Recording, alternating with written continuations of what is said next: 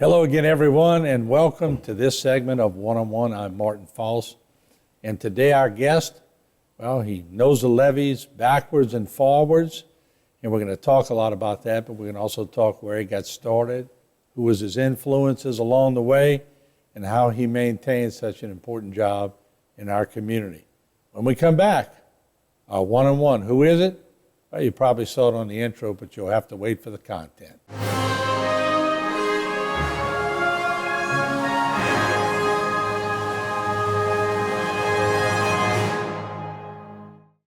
One-on-One is brought to you by the Law Office of Waits and Downer.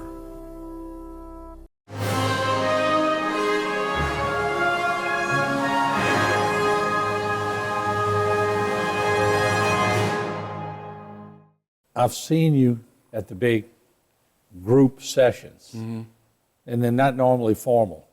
They could be anywhere. They could be in any establishment where we all meet and just a lot of ideas are kicked around or a lot of discussion about just general thing. 90% of the time, it's just fun time.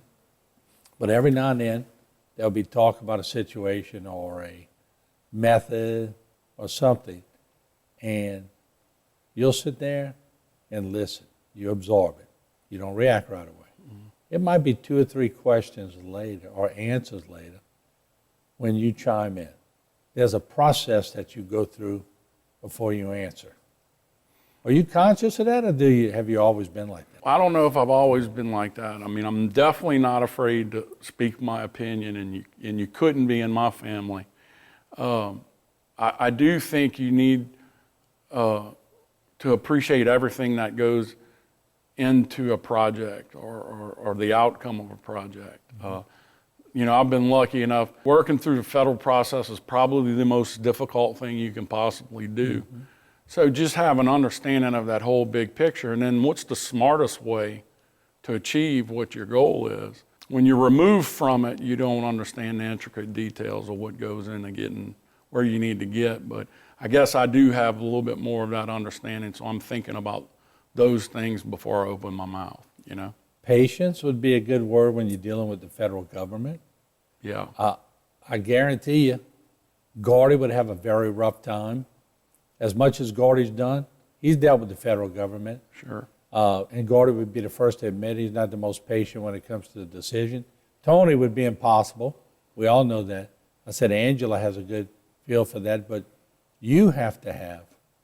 You're waiting and waiting and waiting for an answer. Did you just have to get used to that? I don't know if you have to have patience. I think you have to have a strong composition, because there's way more. I have no patience whatsoever. I'm the most impatient man. People don't know that about me, but don't have patience. You can ask Angela or anybody. When I get to a meeting, I'm ready to be done with the meeting and moving on to what's next, But I think you have to have a strong composition, because you get told no more than you ever get told yes. You need to be able to handle that rejection. There's a lot of rejection involved with Morganza as we go over the last 20 years. I've been program manager for 16 years. There's been way more, tears than there has been joy, for sure, And, did you get that composition? Was your dad tough? Tough, yeah. Very strong man. We talked a little bit about the tragedy, but if I wouldn't have had my father and this community, this community rallied around our family, which is why I never wanted to leave here. I had job opportunities in a lot of places, but I never thought about it. But my father was just an unbelievable human being, very forgiving. I said very, very Christian man. But if anybody will tell you anything about my dad, what you saw is what you got. He was never embarrassed. Yeah. And he was just an extremely confident guy, and just lucky to have him. It's going to be 10 years since he's gone. I miss him every single day. And I didn't know well, but he always knew what his place was. Oh yeah, people were attracted to my dad because he was so what you see is what you get. And that's why people wanted to be around him. There was no false pretense about it. I hope I have some of that in me. But yeah, extremely confident. I mean, almost too confident, you know, I mean. Yeah, but you got a fun-loving side to you that sometimes your sense of humor is out the box, and other times it's a very dry I'm crack. dry, yeah. But it's some, you know, and then we all get it and we laugh and it's funny. Yeah. But was your mama witty? Well, you were too young to remember, but by the stories.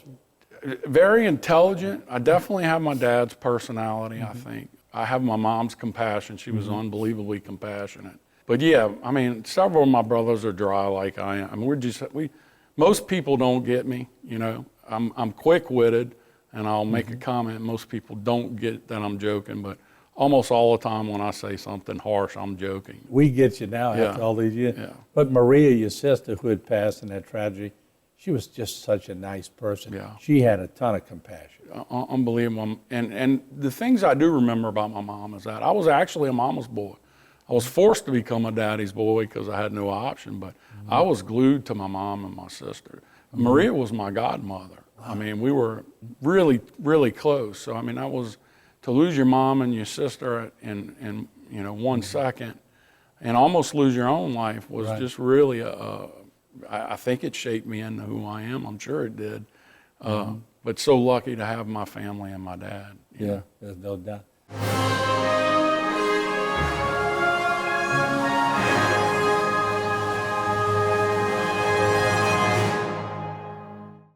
For all of your cases, including those with catastrophic significance, call Waits and Downer Law Firm.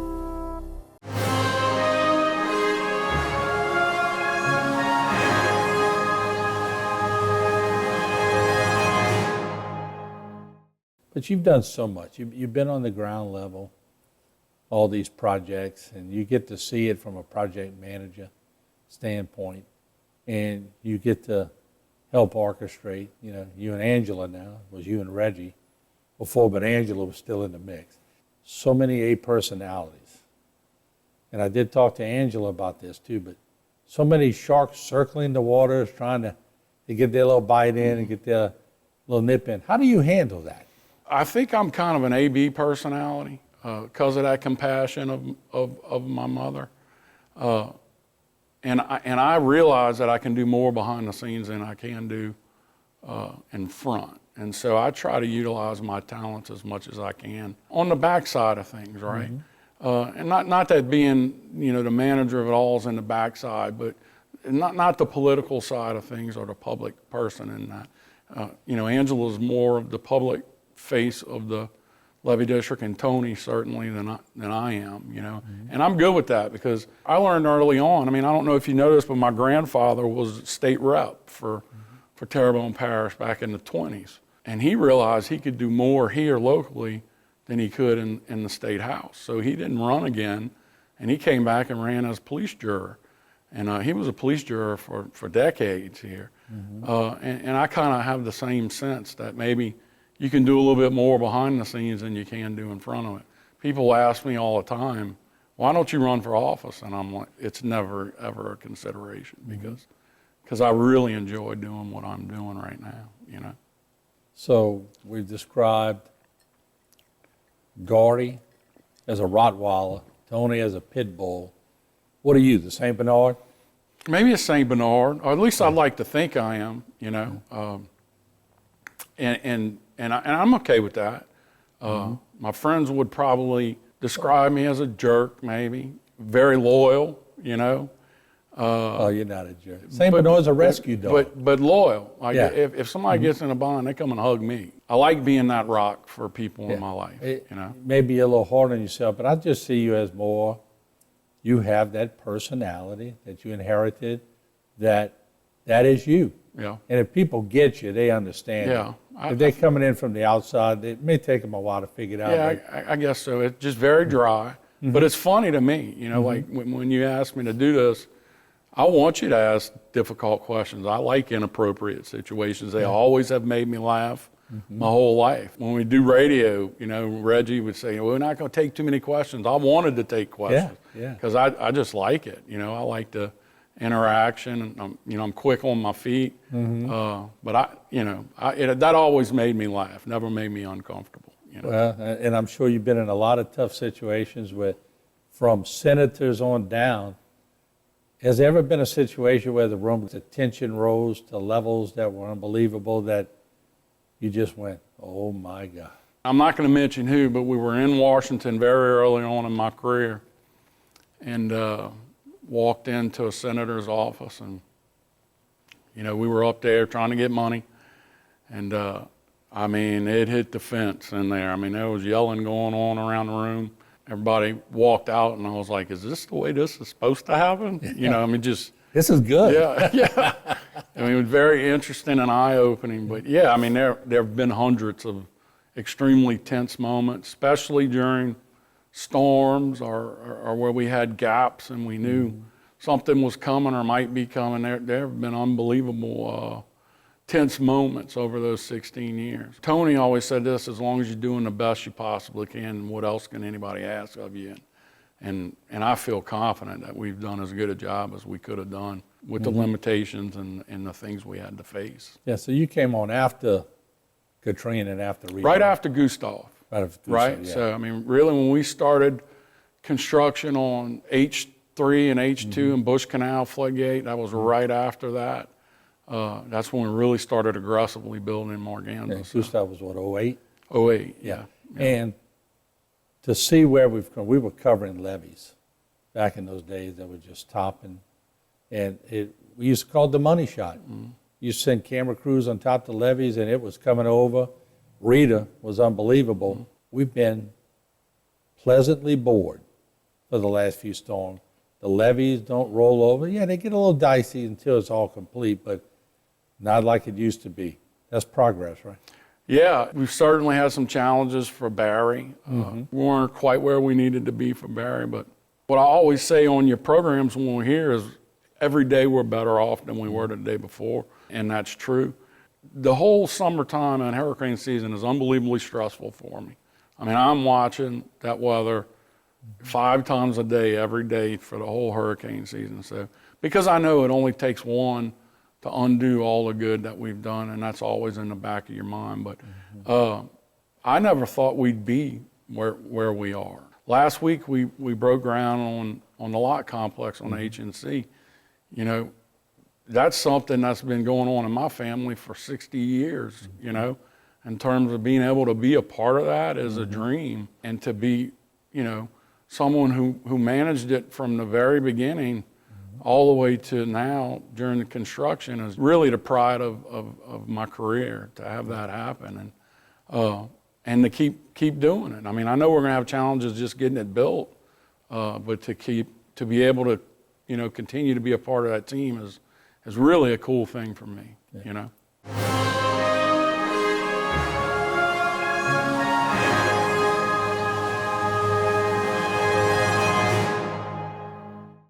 For all of your cases, including those with catastrophic significance, call Waits and Downer Law Firm.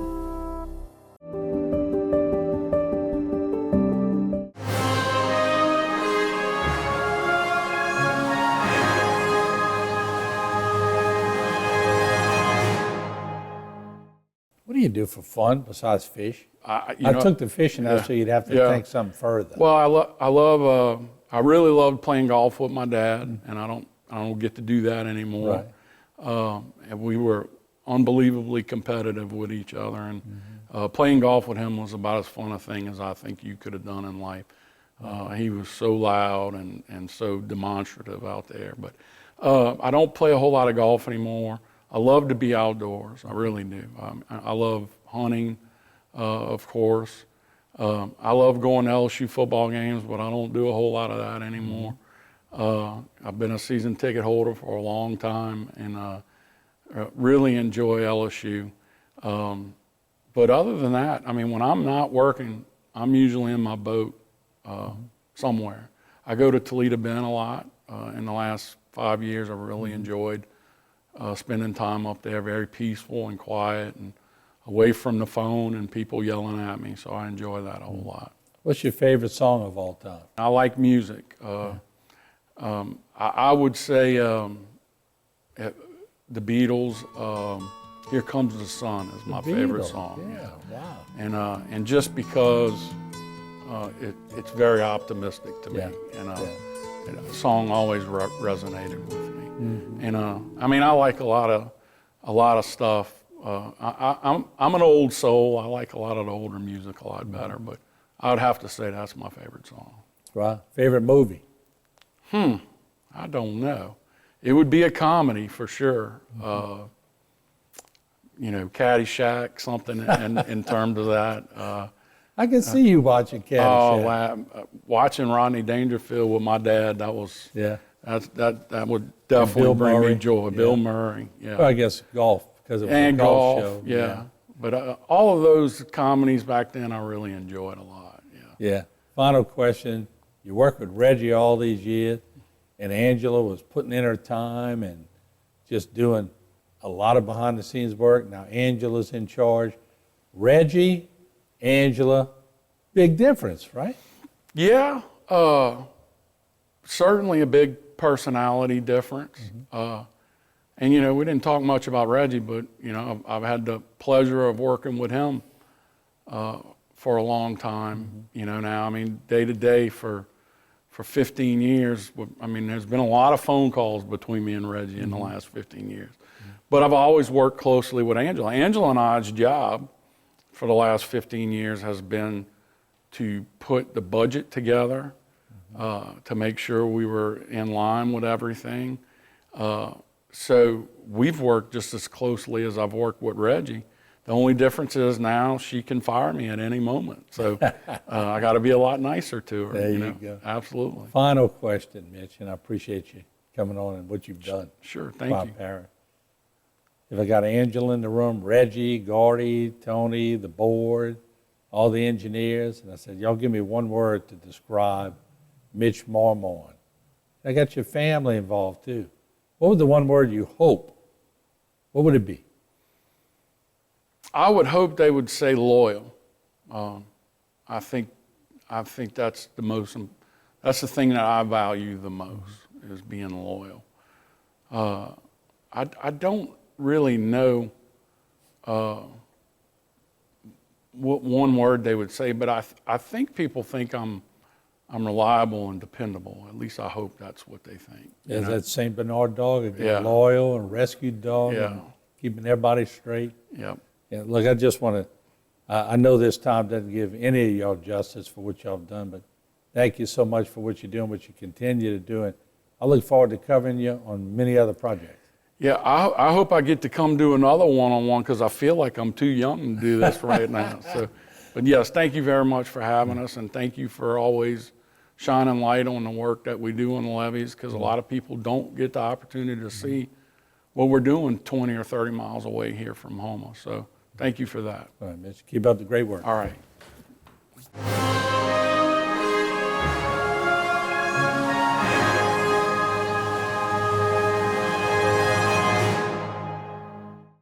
For all of your cases, including those with catastrophic significance, call Waits and Downer Law Firm.